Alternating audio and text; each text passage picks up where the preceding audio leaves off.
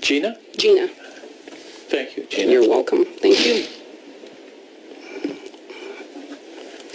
The floor is yours. So, good afternoon. Thank you very much for your time. I know there's lots of people that want to talk to you. I also want to thank your staff for being as kind as they are. You have a phenomenal staff here. Thank you for that. Thank you. So I want to get right into several topics, one of them being misinformation, the other one being Nuremberg Code. So 74 years ago, the Nuremberg Code came about as a result of the atrocities that occurred during the Second World War, specifically the Nazis with their genetic experiments on humans. And if you've read the Nuremberg Code, you would understand that as a result of all the countries, major players in the world signing this document, they were very clear that humans would never be forced to wear a mask, never forced to endure vaccines that weren't safe, or any treatment protocol that was not safe, and certainly not a genetic experiment. Given that most people don't have a degree in molecular biology or anything along those lines, then I'd like to give you some information today. So, from my perspective, and working as I do, it concerns me greatly that one of the precepts, not only in the Nuremberg Code, which stated very clearly, we're not going to be an experiment ever again, signed off for. It also gave the people power to hunt down the Nazi war criminals. And that has also been used in other instances to go after people creating genocide in their own countries, etc., etc. So the Nuremberg Code protects us.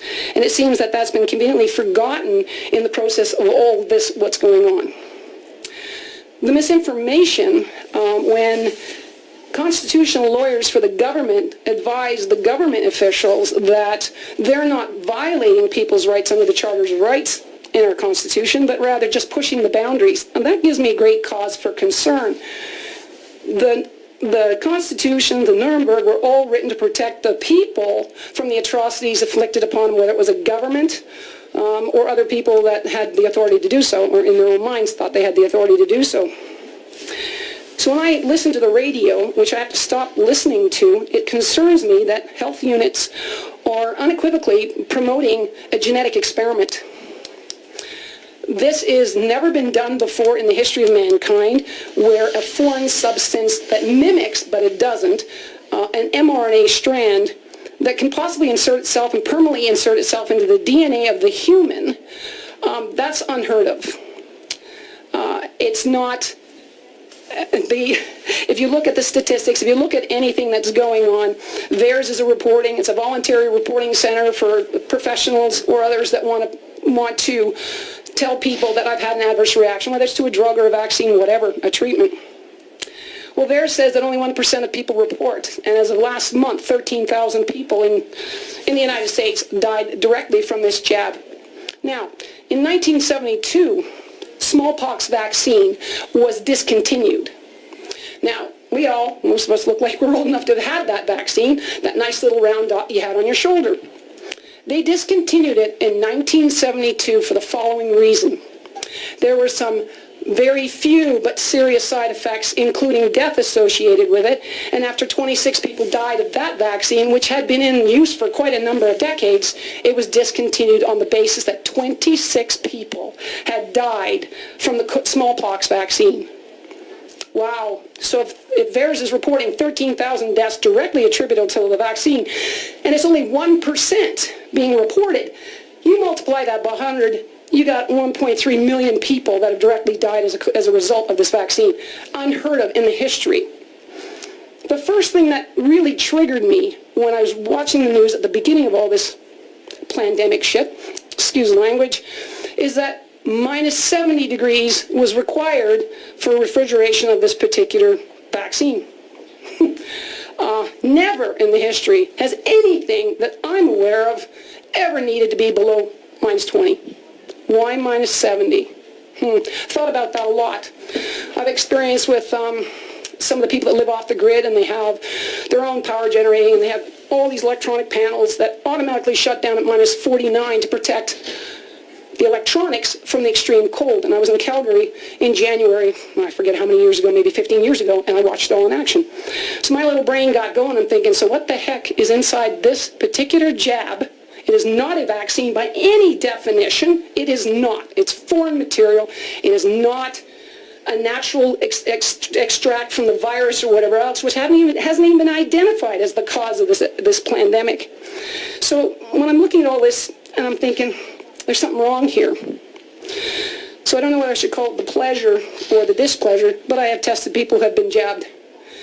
And I can't talk about their specific details, but let's just say it has a very long-lasting effect on them in a very short period of time.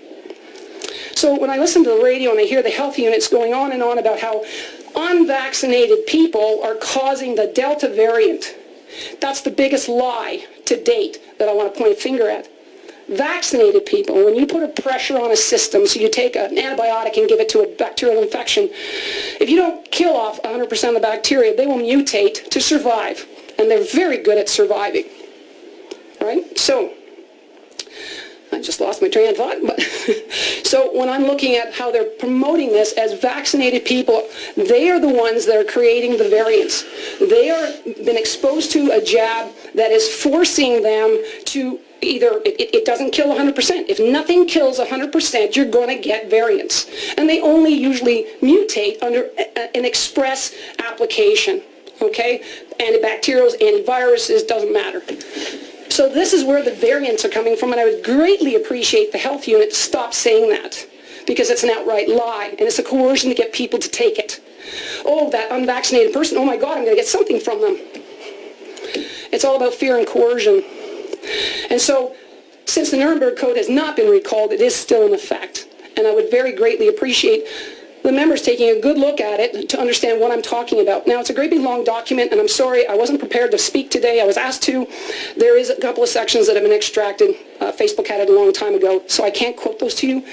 But it essentially protects our rights. It protects us from being genetic experiments. And as a molecular biologist, it saddens me greatly that so many people are running to get this, whether it's a bribe. In the States, it was donuts and pizza and beer or whatever it was. If we really truly had a pandemic, you wouldn't have to convince people they needed to be vaccinated. And since there hasn't been full disclosure as to the contents of that, I have seen the results of people who have received it, and I didn't know whether to cry or to scream. I've never seen anything like it. And I certainly hope that people will understand that for whatever purpose this pandemic is about, don't be forcing people to take something, because that Nuremberg Code will apply to you. If you're talking on the radio telling people you need to get this, you need to get this, there has not been full disclosure as to the contents. Geneticists in other countries have pulled these apart, are absolutely astounded at what they're finding. 2 genes within that mRNA strand that are directly connected to prion diseases, which are deadly neurological diseases that take anywhere from 5 to 15 years to kill you. Think about mad cow disease. These are incurable at this point in time, because that protein is a natural production of the body. The body recognizes it, but it's misfolded and attacks the neurological systems. So there's also an indication that this jab was designed to be transmissible to people who are not vaccinated. So if they stand up for their rights and say, you can't make me do this, there's no full disclosure to tell me what's in there, legally you can't force anybody. You can't even mandate us to have that vaccine. You can't. You don't have that authority, because that right was given to us from the Nuremberg all the way down to our Charter of Rights. So in the Nuremberg Code, the coolest thing about it all, and I'll wind up with this, is that people who followed the orders of their superiors wasn't a good enough reason to exclude them from punishment. So if your boss tells you to go stick that body into a kiln and you burn it, and you knew it was the wrong thing to do because you're complicit in murder, well, the Nuremberg Code made it very, very clear. You would be held accountable. And I'm not specifically saying the gentlemen and the ladies here, but that Nuremberg Code has not been recalled and it's still in effect. It's being used today. So I want to thank you again for your time. I hope you take the time to find out not what the constitutional lawyers of the government are telling you, but rather what the real constitutional lawyers who aren't getting paid at this point in time have to say. And Juan Butter is one of them. He's a very interesting lawyer. Please do your homework. These are our lives with the potential to cause huge numbers of death. One viral specialist is a virologist. He calls himself the best of the best, says he expects a mortality rate of 100% as a result of this jab. Others are less threatening in terms of 15% of the population will be culled as a result. No vaccine has cured any disease. The human immune system is incredible, and if you feed it the right things, it will do its job amicably. Done deal. If you have questions, Maureen, by all means, I'm happy to take them. Thank you, Gina. Anybody have any questions? Thank you. So we appreciate you coming today to speak to council. Thank you very much. I know you have a difficult time ahead of you, but Thank you. please, we all count.